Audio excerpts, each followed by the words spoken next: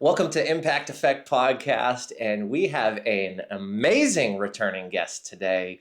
Melissa French is in the house, and we brought her back, and I'm just so grateful that timing worked out and schedules, and we may even dive into that a little bit in the episode, but everything worked out. We got her back in the studio, and the reason why is because she's been on this path of impact and just really being real, raw, honest, and vulnerable. And her episode that we did a few weeks back absolutely crushed. We had tons of comments. We had the most downloads in the last couple months. Some of the shorts hit 8,000 views. So she poured it all out, and we're going to do it again today. So please help me welcome Melissa French. Thank you. Thank you. So glad to be back. This is so fun. I Yeah. love doing podcasts with you. I love the blazer too. Like Thank coming you. in with the Pretty in Pink. I just got back from that women's conference and we had the Pretty in Pink event. So I was like, I'm pulling out my pink blazer. I still got my pink toenails on. So nail polish. I don't have fake toenails, but nail polish. I love it. I love Yeah. it. So tell me about the conference. Oh You've my been gosh. speaking, you've been bouncing around. People have been reaching out, talking about your impact. Yeah. Like, bring us up to speed. Well, it was awesome. So I have a friend of mine. Her name is Casey Cuckert, and she used to be an Allstate agent. We were friends back then. And she talked about calling. She had a calling to empower women. So last year, she stepped out and followed that calling and started a conference called Bold Women, Bold Moves. And she has a She Lead collaborative group. And so we connected earlier in the year. And then when she heard some of the podcasts and some stories, she asked me to come out and be on a panel to talk with these other women. And it was so empowering for me. I went out looking forward to connect with other women because that's one of the favorite things I like to do is to network with other powerful women and be in rooms with badass entrepreneurs and just badass women in general. And so when she asked me to be on a panel, I was like, yeah. But then when I got there, I just met some amazing women and just connected with them. And it was so powerful. I can't wait to go back next year. Let's go. Yeah. Let's go. What did you talk about and what was the impact? Because I know some people had sent some messages after and you've had Yeah. some side convos. Yeah. Tell us about it. Yeah. So they sent us a handful of questions. Just how do you stay motivated? What advice would you give to a female that wants to get in a male-dominated industry?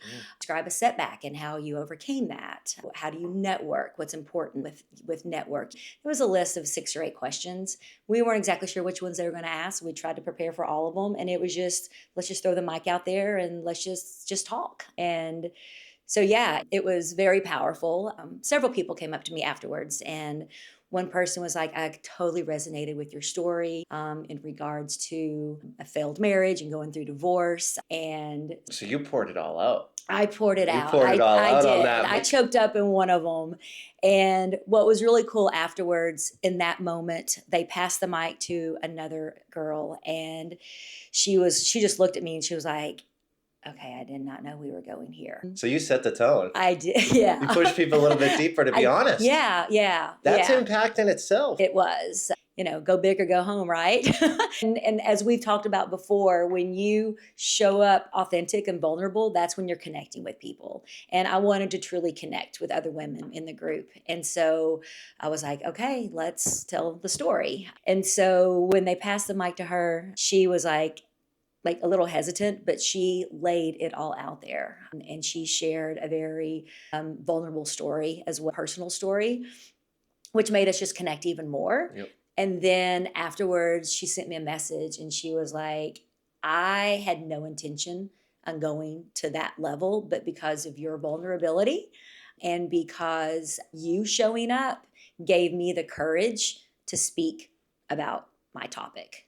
And I'm like, you know what? That's what it's about. That is exactly what it's about. And I always say, if I touch one single person with my message, then that's my intention. And so it was successful. And she and I have even connected since then. And I wish she lived closer because she lives in Utah. And I was like, we would definitely be buds. But I mean, we are, to be able to be hanging out and grabbing lunch every other week. For sure. Exactly. When did you decide to lay it all out when you get on stages and podcasts and grab the mic? Because there's an energy about you that I've seen shift in your Mhm. marketing, in how you empower your team, in how you show up, how you do business, how you connect, how you get on podcasts, how you introduce others. What was that push? Like, why did you decide to just be as real and raw and lay it all out there?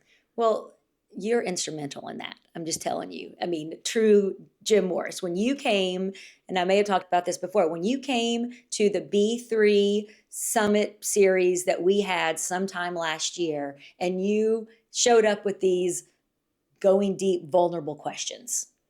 And I will be honest, at first I was like, oh, some of those are great, but hell no, I ain't going, I mean, it's uncomfortable. It is. It's new. It's It's new. new. It's new. It's unique. Yep. And, previous Melissa was always worried about what other people thought of me or what image am I portraying. Or, we just had this conversation with my staff today in book club on what you see on Facebook. We always call it fake book because you have to be perfect and you can't show, a troubled side or a weak side or hard time. And a couple years ago, I went through this major imposter syndrome thing and I decided to do a reel about it. And it sparked a lot of conversation. Yeah. And I had some people go, why would you do that? And I was like, because people have to know that life is not perfect. And so I have, after year, being more empowered and comfortable of stepping into my own power and owning my own story. And so that is what's bringing me the real connection is when you are true, you show up and it's not always pretty because most of the time people can connect with that story or relate because life is messy, and Totally. yeah. Totally. Yeah. It's in the moment when you're going through it, you feel like everybody's got a magnifying glass on you and you feel stupid. You get the imposter syndrome, right? Like all those emotions are so heightened. But that moment you turn the curve and you get out of it, it's almost like most of those feelings start to immediately dissipate and you start to realize, wow, there's a lesson in it. There's a strategy. There's a framework I learned. There's whatever the situation is, there's something I learned from it. Right. And what, like for the event stuff, like for my business, when I was doing event and now I consult and help people put them together and mostly on the marketing side because I knew how hard it was to get 350 people in a room. Yeah. Being the first year, the first idea, the first concept. And in the moment, I was like, no one's ever going to hire me to help them with their events. Like, I failed at this. My goal was 500 people and I lost a bunch of money. And then people started to reach out and they're like, well, I seen you. That didn't stop you. You're still doing events every month. You're coming up with new concepts. You did the conference again, right? All these things. And they're like, that's why I need your help. That's why I want to hire you. Yeah.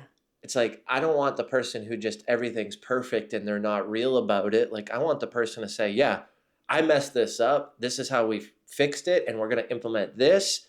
And when it gets tight, when it gets crazy, when things aren't working, would you want the person who had the perfect runway? Right. Or the person that had to figure out how to, turn on that propeller in the plane and switch over here and drop down to this altitude and get back up Right. and land that thing softly, Yeah. right? Right. Like, and I think that's what makes so much sense in that level of vulnerability that we have to show up sometimes. It's like, oh, that person's gone there. They've challenged that and they're still alive. Yeah.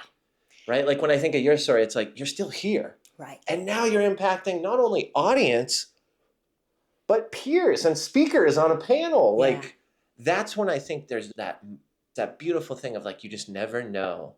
Yeah. What your words can do, what your actions, and what the truth does. Yeah. You right? never. And it's got to be the truth. Right. That's the thing. 1000%. The rooms don't move. The people don't come up. You don't get the messages, the texts, all the things if it's BS either. Right. There's just something in our human nature where we can almost like, I don't know, sniff it out Yeah. or like feel through it, and Right. because we're connected, and it's like, I don't think that's totally true, or like, that sounds like a hyperbole. I'm calling a little bit of BS on that one, right? Yeah. Exactly. And we've all experienced it. We Right. don't, and sometimes I'm not like, oh, it's this part or that part, but it's just like something didn't feel right. Something was off. Right. like I don't know what it is, but I don't necessarily know I trust or necessarily love this, Yeah. Yeah. Yeah, So I it's just an agree. interesting Yeah, concept. it Yeah. is. And I think when you tell your story with truth and, like you said, lay it all out there, other people resonate with that. And you don't know what other people are going through behind closed doors. Like, people did not know about my life behind closed doors for so many years with my marriage. And even when I was going through the divorce and all the things, people did not know that I was in a deep, dark place because I never shared it. My own family didn't know. My own mom didn't know, I, Oh, I know. You're talking to the right person. right? Oh, yeah. But now that I feel empowered and I've accepted those parts Mm, of me, you can tell that story with true authenticity and other people relate. And then you're helping people. And that all comes back down to my why. My why is helping people. It's making sure that if people are going through a tough time, that they know that they can get through it, yeah. right? At Just the another end of the side to day. it. Yeah. And one thing I've learned from being at that conference in life in general, but women are resilient. I'll tell you what. I mean, men are resilient too, don't get me wrong, but the level of women in that room, that conference, just, I mean, story after story, we're just like, man, and that brings that bond together. Totally. I just respect so many of the women in that group for being raw and vulnerable and sharing their stories, and which empowers everybody else. Totally. Yeah. Totally. When you first, well, real quick, I want to share because you had brought it up of like people don't even know the truth around you. So I do want to share this because it's very relatable to to what you were just saying. The first stage I got on was in front of 100 people. There was about 70, 80% I knew in the room. It was one of my events. Mm-hmm. So I knew most of the people. And the day that I shared my origin story, my parents being addicted to OxyContin, and the fact that I'm wearing a $5,000 suit, and like you can fight through this stuff and you don't have to be the victim, and it's not about my parents and drugs, it's about anything you're facing Mm-hmm. as a victim. And that was the first time Caitlin actually heard Oh, wow. that about my parents. She didn't know that. So that stage was me pouring it all out.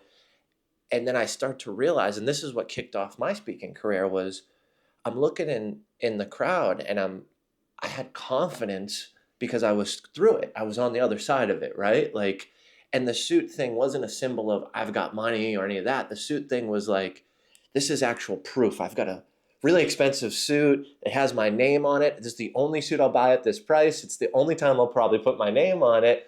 But I have to remind myself sometimes when I'm feeling that victim, because I don't think you ever just get over it. Like, Yeah. you fall back into it. The dark side tries to pull you into it, right? Like, and you've got to have that confidence. And by seeing those folks and people I knew, and I thought going into it like, oh, this is going to be so hard because people are going to judge me, and it's people I know and acquaintances, right? Not besties Mm-hmm. or like not a lot of people I was doing business with, just people I know in a network, right? And I see around. And to watch those people relate it to their own story, not mine, feel through it, some crying in the crowd, some smiling, and then the side conversations, I was like, this is impact. Yeah. And this is using that story for good impact, not to harp on the fact, feel bad for me, wah, Jim. Right. Yeah, absolutely. When you hit that, and I can, like, you have that confidence. That's why I wanted to bring that my side up, because I didn't have the confidence.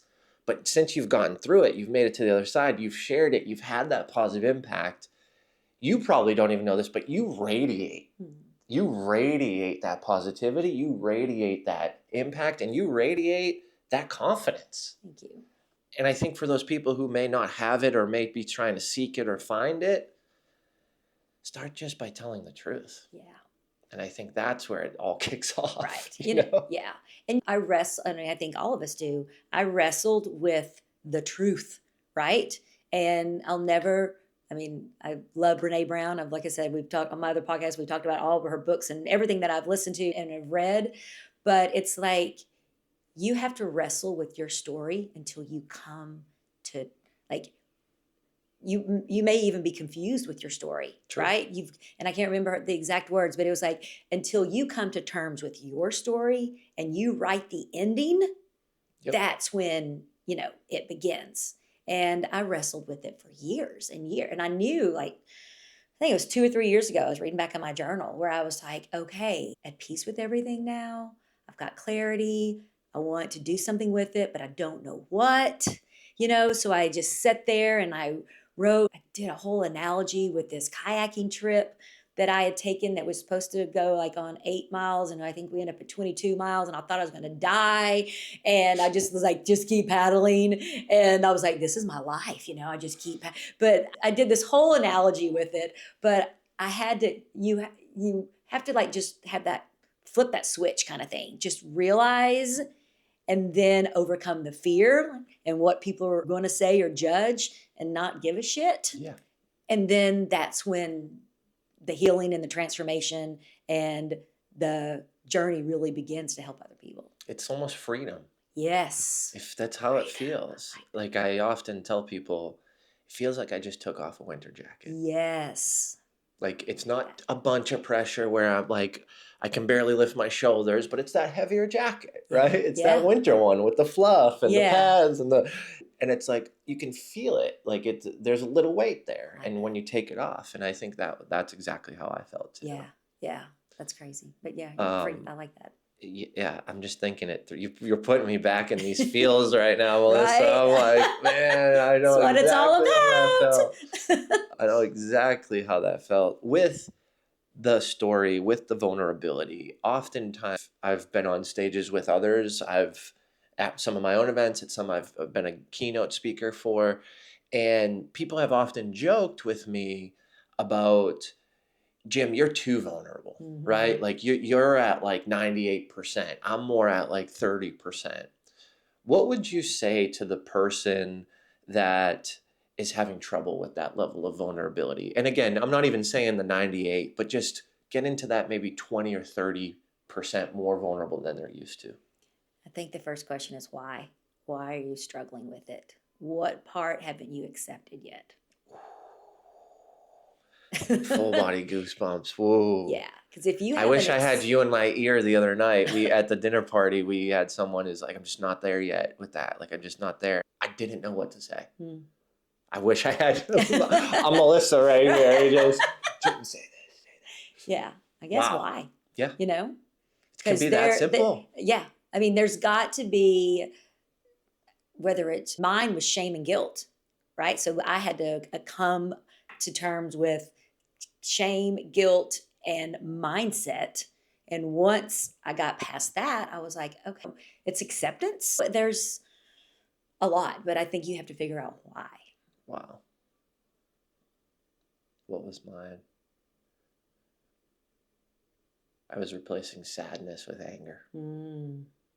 Once I moved anger to the side, I could feel the sadness. And then that's what caused me to be vulnerable, was like I had to work through that sadness. I had to feel it. I had to cry. I had to finally just surrender to the fact that there's nothing I can change about my upbringing.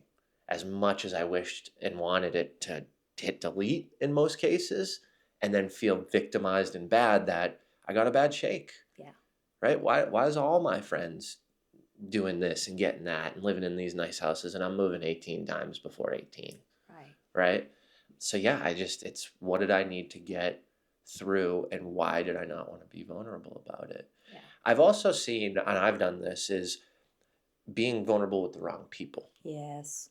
Do you have any experience with that, or have you ever shared something and you thought the relationship was aligned or a little bit deeper and they just leveraged and used it against you? Yeah. Absolutely. Yeah. A few years ago, I think it was probably 2021, I met a couple of ladies at a pool in my neighborhood, and I felt really connected with them. And we decided to go have brunch, and I got really raw with it. And I had only met them during the summer. I didn't know them well. Yep. And my story was coming out. I hadn't come to terms with everything, but I was getting there, right? Because you working through I was some of the working trauma through some of the almost. trauma. Yeah. And we were all kind of like, some had been gotten through divorce and some were on second marriages and one was on the first. And anyway, we kind of started, and I started telling some of my story, and you could just feel that energy like change. And I was like, okay.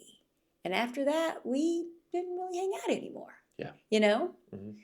And I'm like, okay. Well, at first, and of course you were like, oh, my feelings are hurt, or why? I was just being true. Da, da, da, da, da. But that's on them. They couldn't process it for whatever reason. And it most likely triggered something in them that is causing them to behave that way.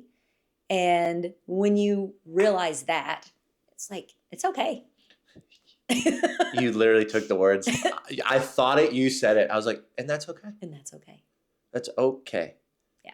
And in that moment, that was serving you to say that out loud. And as you were in the process of working through it, so it served you to share it, even though they couldn't receive it, Mm-hmm. right? And I think that's the struggle sometimes. And I've done it too. I've done it. And I've broken down in someone's office, and they weren't a friend. They were a vendor. They were someone I hired. Mm. And it was just a tough time. I know exactly the moment. Had no money, and everything was out. Like, I had money, but it was out. Yeah. And nothing was coming back, right? And it's 4 or 5 days of no revenue, and there's nothing in the bank. Yeah, right? Robbing Peter to pay Paul. I can't tell you how many times I've done that. Yes. And just, I crumbled, and it was in front of the wrong person, and they Mm. leveraged and used it against me, and they stole from me. They ultimately ended up stealing. Yeah. So the reason why I ask is because sometimes I tend to forget to bring up the fact that this isn't just a throw your stuff out in the world vulnerability conversation, right? This is is it impactful? Does it make sense to share? Is it the right timing? Does it fit? Is the relationship deep enough? And then, of course, if you're on a stage, what's the most important elements, and not the nitty gritty, really like personal parts of that, right? And I think you do a great job of that. Thank you. You're very open about the divorce. You're very open about the situations, the business, the employees. But we're not sitting there and getting the details of what ex-husband said to you and what you said to ex-husband. Like, we don't need that, right? Yeah, we just that's need not to necessary. know it was heavy. There was a lot of weight. There was some things that occurred, and you move through it. And I think that's just such a beautiful piece that I think that takes a lot of practice as well. Yeah, for years, I want to say, well, he did this and da da da da da da da. And I had that victim mentality a lot. And it was like, woe is me. And then all of a sudden, it's just like, I'm not a victim. I'm a survivor. And this does not define me. This is a new chapter. Let's figure this out, right? Yeah. And then that's where courage and strength and connections and all those things start coming into play to get you where you want to go. Totally. Yeah. It's so crazy to think how many people have other people in their life willing, wanting, and begging to help them, but we just don't know. Mm-hmm. Right? Like, whether you're getting paid for it or you're not. Like, let's remove the monetary value from business to life, just in general. If only someone shared what they're going through, I could help them. Right. You could help them. If we couldn't help them, we could find a resource. We could help broker a conversation or an introduction, or like, I just think back of so many people who have helped me, and it all started with just telling the truth and being honest that it's not going well right now, and here's what I'm challenged with. And to know that there's someone on the sidelines that's waiting to help me. Like, I remember with my mom was having trouble with housing, and my dad passed, and she didn't get the pension, and like, she had no money, and like, it was me paying the rent, right? And it was like, well, she's not working, she's older. I don't know, like, we need help, we need assistance with housing. And it was like, oh, that's never going to happen. Your uncle's trying to get it. He's been on the list for 2 or 3 years. And I'm like, wow, okay, like, the one time in our life we need a little help, right? Yeah. And it's my mom can't even work, my dad's not here. Like the one time we're going to lean into this, hey, can you help with rent from the state? And I was just telling someone like, yeah, I'm in Nashville, my mom's in Massachusetts, I'm trying to figure this out, I don't know the laws, we've never had assistance, I'm paying her rent, I can pay it right now, but like I got to help with other things and this. So all that to be said, all those things I was trying to figure out, and I just said to a friend like, I have no idea what I'm doing. Like, and it's really hard to do this not in the state. I can't go into an office. I can't go talk to someone. Like, you call the state and they answer, they don't answer, they don't call you back. Like, it is what it is. Yeah. And he was like, my brother works in that department. My mom was in a place in like 22 days. Wow. And it's because I was open and vulnerable to just tell someone that I didn't have they weren't best friends. That we weren't, I was just like, yeah, just today's a tough day, man. I'm trying to figure something out. I feel like my hands are locked. Like I'm not in the state. And 22 days later, and it wasn't like she's in this gorgeous mansion and pays no money. It was just like, hey, 2,800 down to like 1,200. Wow. Like that's huge for her, right? On a small income. So it's just those things that we never know Yeah. what can happen. Yeah. Have you ever had some of those experiences where you may not have wanted to share, you may not have wanted to put your hand up and say, I don't know what I'm doing, and you did, and something beautiful came from it? Have you ever experienced that? I was getting ready to ask you a very similar question. It was this. I was going to ask you, have you ever wanted to ask somebody for help, but you were afraid to do it? That has been with my personality. I type A and I can do everything myself, and I'm a strong, independent woman and all that kind of stuff. Where it's like, I do need help and it's hard. But for my personality type, especially, and being a single mom and doing everything by myself for so You've been fighting long, for so long. yeah, it's like hard to ask for help. And so I've always been like, I'm not going to ask, I'm not going to ask. But then just, a while back, I was like, if you don't ask, you don't know. And the worst somebody can say is no. And you would rather know, not get a no, but know that you asked than not have asked and maybe have gotten. So, yes. So, as of recently, I have done such a better job of asking people for help. And even so small as this week coming back from the airport, I have a wonderful neighbor who lives down the street. He is my customer. He's my neighbor. He employs my son. Shout out to Don Calvary.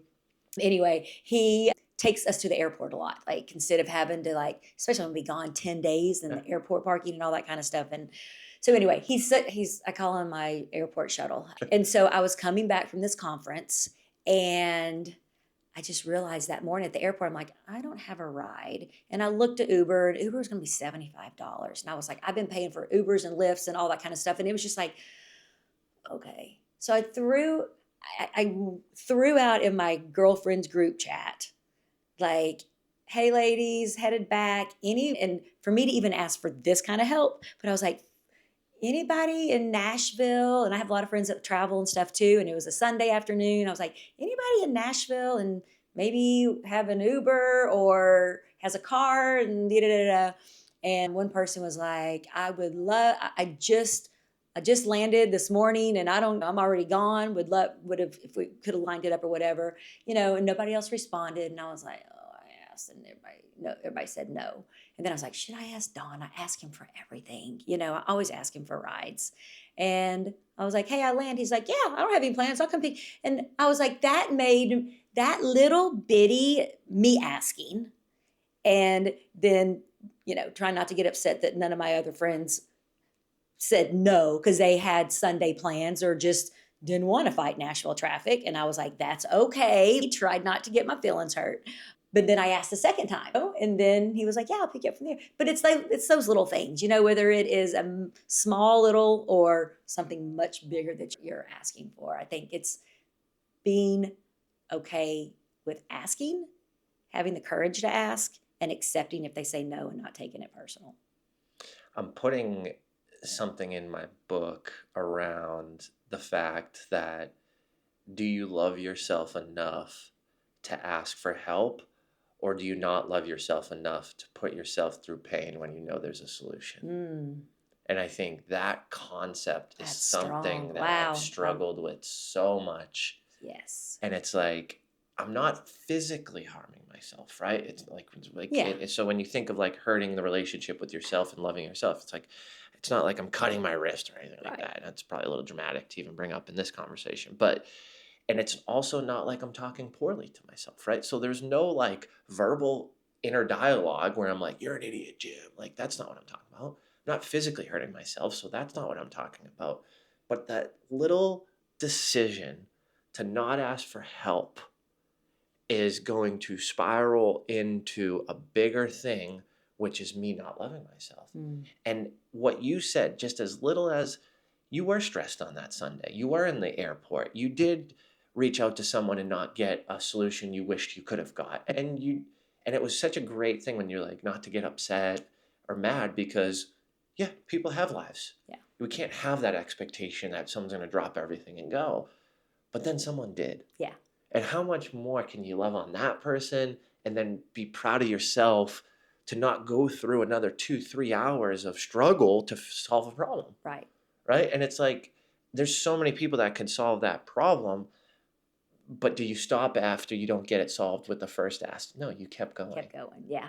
And maybe it was an extra 10 minutes, but it could have been 2-3 hours. It could have been the whole flight. It could have been sitting at the airport and waiting for it to go from 75. Oh, it's only at 74 now. Maybe another hour, and the Yeah. Uber is going to be cheaper. And okay, now it's at 72. Well, should I do it at 72? Is it going to go down? Like, just that alone Spiraling. Yeah. is a depletion of energy, Yeah. and it's low level decision making. Yeah. Like, I've been talking on our Rise in Energy show that we do every week with producer Rachel about like low level decision making and the energy that it takes. Like, that right there was a waste of your authentic energy. Mm-hmm. You could have used that. You could have smiled at the barista when you got your coffee at the airport. Like, you could have impacted someone. You could have been cheery when Dom picked you up or an Uber.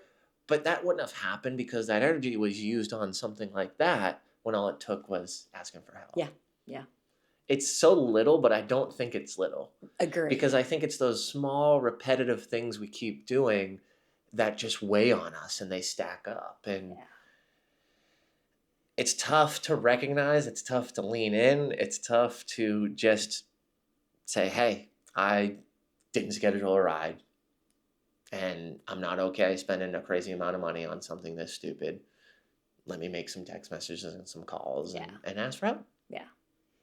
You asked me a question about asking for help, and I think I can sum it up in a way that tells a story. So I was driving from Boston to York Beach, Maine, going on vacation with a family. It was when it was just me. James wasn't here, so it was me, Caitlin, and Ellie. And Caitlin was tired. She got in the back seat. I'm driving by myself. Ellie's sleeping. They're both sleeping. And it just hits me like this wave of negativity, this wave of emotion. And I'm just getting crushed in my own mind. And I'm not really beating myself up, but I'm just feeling the weight and the pressures. Like, I've got to do this. I've got this event coming up. I need this. This speaker's still not doing what I'm asking, or this concept, they tried to change their speech, and I've got this big thing. And I'm just like, I don't know what to do. And I look up on the overpass and it says, ask for help in styrofoam cups on the fence. So you know how like the overpasses have the fences so you can't like jump off of them? Yeah. Ask for help. And I got it, just my emotions went away. And I got there, we got planted, and I remember I texted a friend and I was like, hey, you know a ton of people that would fit this event. I need your help. Even if you don't want to reach out to them, just give me ideas. He sold 5 tickets within 24 hours. He sent me a list of people to contact, and he made about 5 or 6 introductions. And then he was like, send me material and I'll email and send it to my list. Just that bolt of energy. Like, I think I was selling tickets that next morning. I was on the phone and I think I sold 2 or 3 tickets to that event. And it just got me back into that element. Yeah. It's really hard for me because of how I grew up. Yeah. when I didn't have my parents to go to in my teens. Mm. So that created a do it myself or build a deep connection with friends who care about me. Yeah. That's why I am who I am today. It's why human connection is so important. It's because I had to fight and claw and scrap. And then I realized, whoa, I used to ask for a lot of help when I had no resources. Just because I have resources now, I don't have the right ones. I Mm. still need to ask for help. Right. Yeah. Yeah. I love that. I call that the little ask for help sign. That's my little God wink. God's like, all you have to do is ask for help. There's your sign. Yeah. I put it in front of you. Exactly. Do the thing, please. Right. Yes. I love it. How does it feel? And I know we're getting to our time here, but this was a question I wanted to ask early on. How does it feel now that you are stepping into this power, this feminine energy, this raw, real vulnerability, mixing it with some type A, some masculine, but how does it feel right now where you've been on stages, you've been on podcasts, you're building your brand, your business is exploding? How does it feel now compared to when we talked about how it felt getting to that point? It's definitely not as scary. I think it's like riding a bike. The more you do it, the more confident you become. And it is so empowering. I mean, it is very empowering to be able to make a positive impact on somebody else, to tell your story, to continue to process it and get it out there. I mean, I love it. And I'm on this journey. I never thought I'd be on this journey. And it's awesome. And this just dawned on me from my women's conference. So about a year ago, kind of full circle to where we started in this podcast, I reached out to a girl. She's an Allstate agent, Brooke Rolo. She's an Allstate agent in Arkansas. And she did some side coaching and stuff. And I was like, I am on, and I've totally forgotten about this conversation. Completely, she reminded me after I spoke at the Bold Women, Bold Moves conference. I had reached out to her for help. And I was asking her if she would take on somebody, do some coaching and some mentoring. And she was like, Melissa, she almost said no. She was like, I really don't have a lot of time, but okay, I will. And I just kind of wrestled with it. And it wasn't cheap. And I had some other business expenses. I was like, I got this money. Do I need to put this into leads for my team and coaching for my staff? And I was doing some other self-help stuff. And I ended up not signing up with her coaching program, but I was still doing a lot of stuff on my own and with other women in my networking and things like that. And I'd totally forgotten about that. And she came up to me after I spoke and she put her arm around me and she was like, I'll never forget. You called me. It was a Sunday afternoon. She was like, I was standing in my closet and I returned your call and you said, Brooke, I'm on the brink of something big. I don't know what it is. I know, I got goosebumps too. She's like, you said, and I totally forgot about it. She said, I'm on the brink of something really big. I don't know what it is. I'm just about over the hump. And less than a year later, Look where you are. Look where we are. And I was like, oh my gosh. She was like, I'm so proud of you, Wow. But I'd totally forgotten about the conversation. I'm I remember getting choked up about that. Wow. I remember those feelings, I remembered all the feelings. And I remember that time, but I totally forgot that I'd said something to her. But yeah. What do you think that equates to? So that year timeline, you said you're close to it, you're on the brink, you can feel something, you don't know what it is. Now a year later, you're here. Overcoming the fear. I think it was over because I've always let fear hold me back. Yep. Last July, I jumped out of the plane. I'm like, I skydived. I didn't die. I can do anything. But it really is overcoming the fear. Yeah. Fear of what people are going to think, fear of failure, fear of success. I mean, fear of so many things. But I think it was just like, it's like, go big, go home. It's time, Melissa. You and Daryl Stinson, that voice. Remember when he was at Impact Effect and he was the opening speaker and he talked about when you have that silent voice inside you and you keep dismissing it until it becomes the scream. That resonated with me so much. I feel it. I totally feel it. I mean, 100%, 100%. And I'm just grateful to just call you a friend